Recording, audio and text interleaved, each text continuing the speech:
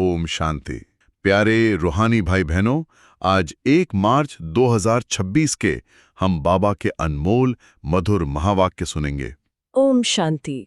आइए इस रूहानी सफर की शुरुआत करने से पहले कुछ पलों के लिए बाहरी दुनिया की सभी आवाजों को और अपने मन में चल रहे सभी व्यर्थ संकल्पों को पूरी तरह समेट लें। जी बिल्कुल समेट लें। अपने अंतर्मन की असीम गहराई में उतरकर भ्रुकुटी के बीच चमकता हुआ अपने निस्वरूप को देखें। एक बेहद दिव्य, शांत और चमकता हुआ सितारा। यही तो मैं आत्मा हूँ। कितनी अद्भुत शांति का अनुभव होता है इस आत्मिक स्थिति में।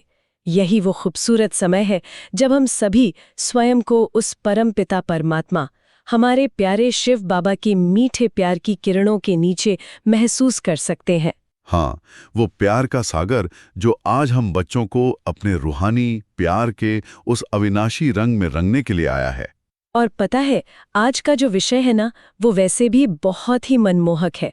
आज बाबा हमारे साथ सबसे श्रेष्ठ होली मनाने आए हैं, परमात्मा संग के रंग की और कंबाइंड स्वरूप की यथार्थ होली। बिल्कुल सही कहा आपने। ये किसी दुनियावी त्योहार या कच्चे रंगों की बात नहीं हो रही है। ये तो उस सर्वोच्च स्थिति की बात है जहां आत्मा पूरी तरह से परमात्मा के प्रेम में समा जाती है। तो चलिए इसी आत्मिक स्मृति को अपना मजबूत आधार बनाते हुए आज के इन दिव्य महावाक्यों को अपने हृदय में गहराई से धारण करते हैं। आज के महावाक्यों का जो मुख्य सार है, उसे बाबा ने बहुत ही मीठे शब्दों में पिरोया है। बाबा कहते हैं, परमात्म संग के रंग की और कंबाइंड स्वरूप की यथार्थ होली मनाओ। आज होलीएस्ट बाप अपने होली बच्चों से होली मनाने आए हैं। वाह, इस एक वाक्य में कितनी रूहानियत भरी है ना। बाबा ने खुद को होलीएस्ट बाप कहा है, यानी पवित्रता का सर्वोच्च सागर। जी हाँ, और वो हमें क्या कह रहे हैं? होली बच्चे। दुनिया हमें चाहे जिस नजरिया से देखे, हमारी कितनी भी कमजोरियां हों, लेकिन बाबा हमें हमारी मूल, पावन और शुद्ध स्थिति में ही देखते हैं। ये बाबा का देखने का नजरिया ही तो हमें बदल देता है। अब देखिए ना, इस दुनिया में जो साधारण होली मनाई जाती है, उसके रंग तो बहुत कच्चे होते हैं। आज लगाए और कल साबुन से धुल गए। बिल्कुल, लेकिन जरा सोचिए, जब सर्वशक्तिमान परमात्मा के संग का रंग आत्मा पर चढ़ता है ना, तो वो जन्म जन्मांतर के लिए अविनाशी हो जाता है। उसे कोई माया का पानी धो नहीं सकता। और ये पक्का रंग आत्मा पर गहराई से तभी चढ़ता है जब हम बाबा के साथ सदा कंबाइंड रहते हैं। कंबाइंड का सीधा सा अर्थ है कि जहां मैं आत्मा हूं, वहां मेरा शिव बाबा सदा मेरे साथ है। हाँ, कंबाइंड यानी मेरी कोई भी श्वास, मेरा कोई भी छोटा या बड़ा कर्म उनके बिना नहीं है। हम दो नहीं बल्कि एक हैं। यह हम सभी के लिए एक बहुत ही सुंदर स्वचिंतन का विषय है। हमें खुद से बड़े प्यार से पूछना चाहिए, क्या मैं सारे दिन में इस अविनाशी रंग को महसूस करती हूँ? दफ्तर में, रसोई में या परिवार के बीच रहते हुए क्या मुझे याद रहता है कि मैं अकेली नहीं हूँ? सत्य कहा आपने। अगर ये आत्मिक स्मृति लगातार बनी रहे ना, तो दुनिया का कोई भी अपवित्र रंग या तनाव हम पर अपना प्रभाव डाल ही नहीं सकता। और यही तो आज के पूरे दिन के हमारे पुरुषार्थ का सबसे बड़ा आधार है। लेकिन हम देखते हैं कि कई बार हम इस कंबाइंड स्वरूप से 1 सेकंड के लिए खिसक जाते हैं, और उसका क्या परिणाम होता है, इस पर बाबा ने आज की पहली बहुत गहरी शिक्षा दी है। जी, बाबा कहते हैं, ये कंबाइंड रूप कभी भी अलग नहीं हो सकता। माया अलग करके फिर पुराने संस्कारों को इमर्ज करती है, और पुराने संस्कार इमर्ज हो जाते हैं तो शुद्ध संस्कार मर्ज हो जाते हैं। बाबा यहाँ एक बहुत ही सूक्ष्म मनोवैज्ञानिक सत्य बता रहे हैं। आत्मा और परमात्मा का जो ये संगम है ना, वो अपने आप में अटल है, उसे कोई तोड़ नहीं सकता। बिल्कुल, लेकिन जब हम अपनी चेतना के स्तर पर थोड़े अलबेले हो जाते हैं या पुरुषार्थ में थोड़ा सा भी आलस्य ले आते हैं, तो बस वहीं चूक हो जाती है। हाँ, और वह अलबेलापन ही माया का रूप लेकर हमें बाबा से बुद्धि के स्तर पर अलग कर देता है। फिर हम अकेले पड़ जाते हैं। ये बात रोजमर्रा के जीवन में बहुत सटीक बैठती है। जैसे मान लीजिए, सुबह अमृत वेले उठने का समय हुआ है, अलार्म बजा, लेकिन मन में एक हल्का सा संकल्प आता है कि बस थोड़ी देर और सो लूं। अरे वाह, ये तो बहुत ही व्यावहारिक उदाहरण है। उस एक पल के आलस्य में हम बाबा का हाथ छोड़ देते हैं और स्वयं को रूहानी रूप से अकेला कर लेते हैं। और जैसे ही हम अकेले पड़े, माया तुरंत वार करती है। देखिए, माया कोई डरावनी चीज बाहर से खरीद कर नहीं लाती, वो बस हमारे ही अंदर दबाए हुए पुराने संस्कारों को इमर्ज कर देती है। जे चाहे वो चिड़चिड़ापन हो, छोटी छोटी बातों पर क्रोध हो या फिर कोई पुराना अभिमान हो। और नतीजा क्या होता है? जो हमारे नए रूहानी और शुद्ध संस्कार हैं, जैसे शांति, सहनशीलता, प्रेम, वे कहीं पीछे छिप जाते हैं। यानी बाबा की भाषा में कहें तो मर्ज हो जाते हैं। ये स्थिति ब्राह्मण जीवन में बहुत आम देखने को मिलती है, लेकिन हमें ये समझना होगा कि इसकी जड़ बाहर की परिस्थिति नहीं है, बल्कि सिर्फ बाबा से हमारा योग टूटना है, हमारा कंबाइंड स्वरूप भूलना है। मेरा कंबाइंड स्वरूप एक्टिव है। जब भी लगे कि कोई पुराना संस्कार हावी हो रहा है, तो तुरंत समझ जाना चाहिए कि माया ने चतुराई से बाबा का हाथ मुझसे छुड़वा दिया है। और फिर से वो हाथ पकड़ लेना है। इसी से जुड़ी हुई बाबा की दूसरी शिक्षा हम सब के लिए एक बहुत बड़ा आईना है। जब ये पुराने संस्कार इमर्ज होते हैं, तो हम अक्सर अपनी बचाव में क्या करते हैं? हाँ, बाबा ने हमारी उस कमजोरी को पकड़ा है।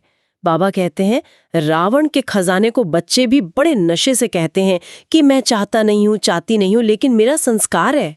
उसको मेरा संस्कार कहना, सोचो, राइट है? ये एक ऐसी गलती है जो हम बहुत बार बिल्कुल अनजाने में कर बैठते हैं। जी हाँ, जब भी हमसे कोई भूल होती है या हम परिवार में किसी पर क्रोध कर बैठते हैं, तो उसे सही ठहराने के लिए हम बड़ी आसानी से कह देते हैं, क्या करूं, मेरा तो स्वभाव ही ऐसा है। और कुछ लोग तो यहाँ तक कह देते हैं कि मैं तो हूं ही तेज, मेरी तो आवाज ही ऐसी है। अगर हम इसे रूहानी गहराई से देखें तो ये कितनी बड़ी भूल है।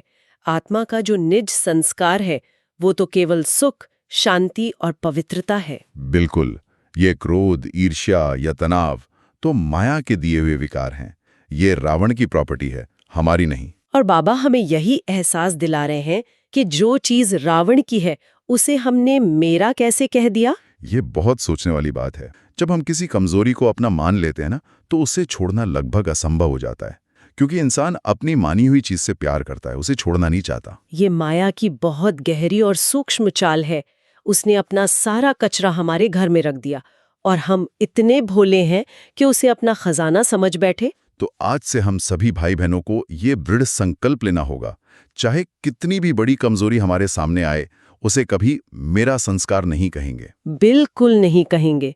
मैं एक शांत स्वरूप आत्मा हूँ, बस यही मेरा असली संस्कार है। और इसी असली संस्कार को और ज्यादा निखारने के लिए बाबा ने अपनी तीसरी शिक्षा में सच्ची होली और पवित्रता की शक्ति का बहुत सुंदर वर्णन किया है। जी, बाबा कहते हैं, आप ऐसे होली पवित्र बनते हो जो आपका शरीर और आत्मा दोनों पवित्र रहते हैं। और पवित्रता को सुख, शांति, प्रेम, आनंद की जननी कहा जाता है। ये कितनी श्रेष्ठ और ऊंची धारणा है। पवित्रता सिर्फ कोई नियम या बंधन नहीं है, बल्कि वो सुख और आनंद की जननी है। जननी यानी माता। हाँ, और जहाँ माता होगी, वहाँ सुख और शांति रूपी बच्चे तो स्वतः ही खेलते हुए आ जाएंगे। हमें शांति या आनंद के लिए बाहर दुनिया में नहीं भटकना है, बस अपने जीवन में इस संपूर्ण पवित्रता को धारण करना है। दुनिया वालों की जो होली है और हमारी ये जो रूहानी होली है, इसमें जमीन आसमान का अंतर है। हमारी यह पवित्रता हमें आने वाले सतयुग के लिए तैयार कर रही है। एक ऐसी दुनिया जहां सिर्फ आत्मा ही नहीं, बल्कि प्रकृति और हमारा शरीर भी संपूर्ण पवित्र होंगे। कंचन काया होगी। और आप देखिए, इस पवित्रता का प्रभाव इतना गहरा होता है कि कलयुग के बिल्कुल अंत तक, जब हमारी आत्माएं परम धाम में विश्राम कर रही होंगी, तब भी यहाँ धरती पर हमारे जड़ चित्रों की मंदिरों में विधिपूर्वक पूजा होती है। जी, ये कोई साधारण प्राप्ति तो नहीं है, ये ईश्वरीय देन है। इतिहास इस बात का गवाह है कि दुनिया में बड़े बड़े विद्वान हुए, शक्तिशाली राजा हुए, लेकिन हर किसी के चित्र विधिपूर्वक नहीं पूजे जाते। सत्य कहा। ये अलौकिक सम्मान केवल और केवल उन महान आत्माओं को मिलता है जिन्होंने संगम युग पर शिव बाबा के संग के रंग में रंग कर इस रूहानी पवित्रता को धारण किया है। ये याद हमें रूहानी स्वमान से भर देती है।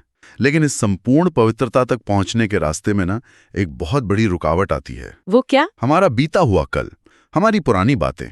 इसीलिए बाबा ने चौथी शिक्षा में होली शब्द का एक बहुत ही व्यवहारिक और मीठा अर्थ समझाया है। हाँ, ये मेरी सबसे पसंदीदा शिक्षाओं में से एक है।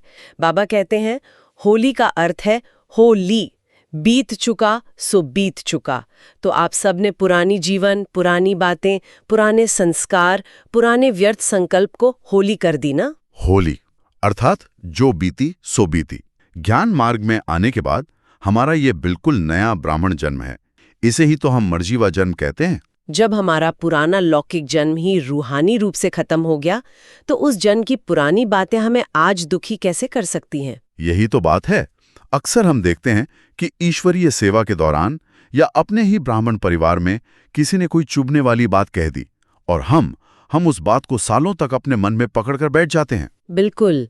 अगर हम उन पुरानी व्यर्थ बातों को याद कर रहे हैं या किसी के प्रति मन में मैल रखे हुए हैं, तो इसका सीधा सा मतलब है कि हमने ज्ञान की सच्ची होली अभी तक मनाई ही नहीं। ये तो ऐसा ही हो गया जैसे कोई नहा धोकर नए साफ कपड़े पहने और फिर पुरानी मिट्टी को अपनी जेब में भरकर घूमने लगे। बहुत ही सटीक उदाहरण है ये। जो भी बातें हमें शिव बाबा की याद की यात्रा से दूर ले जाती हैं, उन सभी व्यर्थ संकल्पों और पुराने संस्कारों को आज हमें ज्ञान की अग्नि में स्वाहा करना है। जी, जब हम बीती बातों को बिंदी लगाएंगे, तभी तो इस नए रूहानी जीवन का सच्चा आनंद ले पाएंगे ना। और इस आनंद को निरंतर बनाए रखने के लिए एक विशेष स्थिति की आवश्यकता होती है, जिसके बारे में बाबा ने अपनी 5वीं शिक्षा में बताया है। बाबा कहते हैं, होली हंस अर्थात निर्णय शक्ति वाले होली हंस, कोई भी काम करो ना तो एक सीट फिक्स कर लो। वो सीट है त्रिकालदर्शी की सीट। हम सभी ने भक्ति मार्ग में नीर शीर विवेक के बारे में बहुत सुना है, जैसे हंस पानी और दूध को अलग कर देता है। हाँ, और आध्यात्मिक जीवन में इसका मतलब है कि हमारी बुद्धि इतनी पारखी और स्वच्छ हो जाए कि एक सेकंड में समझ आ जाए कि क्या ईश्वरीय मत है और क्या मेरे मन की या माया की मत है। लेकिन एक सवाल उठता है, दफ्तर की इतनी आपाधापी में या घर के तनाव भरे माहौल में ये निर्णय शक्ति इतनी तेजी से कैसे काम करे? इसी के लिए तो बाबा ने बहुत ही आसान विधि बताई है, और वो विधि है त्रिकालदर्शी की सीट पर बैठना। यानी कोई भी कर्म करने से पहले या किसी की बात का जवाब देने से पहले बस एक पल के लिए रुकें, एक छोटा सा पॉज लें। बिल्कुल, और उस एक पल के पॉज में हमें उस कर्म के आदि, मध्य और अंत यानी तीनों कालों को देखना है। साधारणतः हम क्या करते हैं? हम सिर्फ वर्तमान का फायदा देखते हैं या अपना बचाव देखते हैं और तुरंत क्रोध कर बैठते हैं। हाँ, लेकिन त्रिकालदर्शी सीट पर बैठकर हम स्पष्ट देख पाएंगे कि इस छोटी सी बहस का भविष्य में क्या नुकसान होगा, इससे मेरे ब्राह्मण कुल का नाम कैसे खराब होगा। ये छोटी सी त्रिकालदर्शी सीट हमें कर्मों के भारी बोझ से और व्यर्थ के टकराव से हमेशा के लिए बचा लेती है। ये एक राजा की तरह अपनी कर्मेंद्रियों पर शासन करने की विधि है, जिससे हमारी निर्णय शक्ति कभी गलत नहीं होती। लेकिन फिर भी कई बार ऐसा होता है ना कि हम सब कुछ जानते हुए भी, ज्ञान होते हुए भी गलतियां कर बैठते हैं और फिर बाबा के सामने एक अजीब सी चतुराई दिखाते हैं। हाँ, इस पर बाबा की 6ठी शिक्षा बहुत ही ध्यान देने योग्य है और थोड़ी सख्त भी है। बाबा कहते हैं, चतुराई नहीं करना। बाप को भी बहुत रिझाते हैं, गे गे के गीत बहुत सुनते हैं, करेंगे, दिखाएंगे, बनेंगे, तो ये भाषा अभी समाप्त करो। ये बाबा की बहुत ही मीठी लेकिन सावधान करने वाली हिदायत है।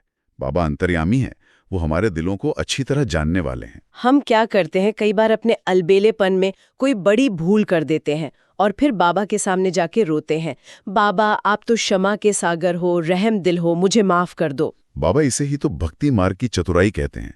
ज्ञान मार्ग में इस चतुराई के लिए कोई जगह नहीं है। और उससे भी बड़ी चतुराई है ये गे गे की भाषा। हम योग में बैठते हैं और बड़े बड़े संकल्प करते हैं, बाबा हम बदलेंगे, हम आपको संपूर्ण बनकर दिखाएंगे, हम ऐसा करेंगे। ये सुनने में बहुत अच्छा लगता है, लेकिन असल में ये हमारे अलबेलेपन को छुपाने का एक बहुत ही सूक्ष्म तरीका है। बिल्कुल, जब हम कहते हैं कि बदलेंगे, तो हम खुद को मन ही मन ये तसल्ली दे रहे होते हैं कि आज मेहनत करने की जरूरत नहीं है, भविष्य में कभी आराम से कर लेंगे। लेकिन बाबा कह रहे हैं कि अब समय बहुत कम है। ये गे गे की भाषा कल पर टालने की निशानी है। स्वयं भगवान हमारे सामने एवर रेडी होकर खड़े हैं और हम कह रहे हैं चलेंगे, देखेंगे।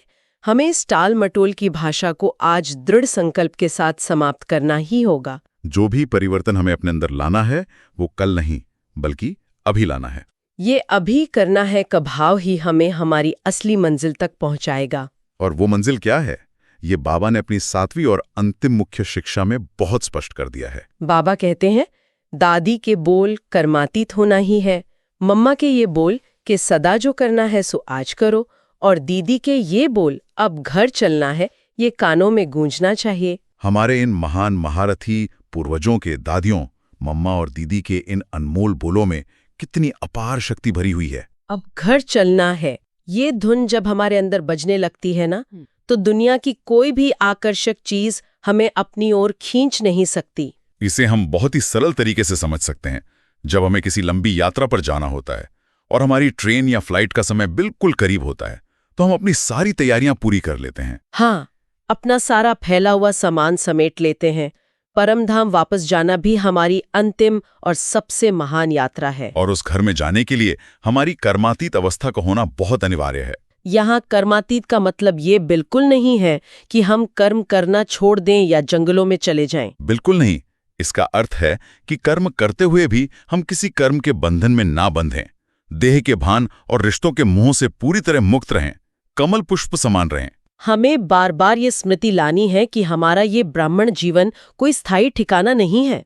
ये तो सतयुग के पावन राज्य की स्थापना का एक छोटा सा संगम समय है। जब हम कर्मातीत होकर बाबा के साथ घर चलेंगे, तभी तो उस सतयुग में श्री नारायण और श्री लक्ष्मी के साथ उस नई और पावन दुनिया में आ सकेंगे। जी, ये सातों शिक्षाएं सच में हमारे पुरुषार्थ को एक नई गति देने वाली हैं। आइए अब इस रूहानी स्थिति को और ज्यादा गहरा करने के लिए आज के ईश्वरीय वरदान पर मनन करते हैं। आज का बाबा का वरदान है, सर्व आत्माओं के प्रति स्नेह और शुभचिंतक की भावना रखने वाले देही अभिमानी भव।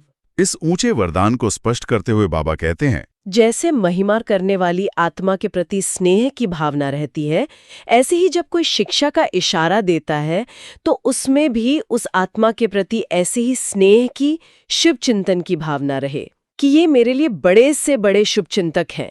ऐसी स्थिति को कहा जाता है देही अभिमानी। अगर देही अभिमानी नहीं है तो जरूर अभिमान है। अभिमान वाला कभी अपना अपमान सहन नहीं कर सकता। ये वरदान हमारे आंतरिक अहंकार को, हमारे सूक्ष्म ईगो को जांचने का एक बहुत ही बेहतरीन पैमाना है। जी हाँ, जब समाज में, दफ्तर में या ब्राह्मण परिवार में कोई हमारी महिमा करता है, हमारी तारीफ करता है, तो हम बहुत खुश हो जाते हैं। उस आत्मा के प्रति हमें बहुत स्नेह महसूस होता है।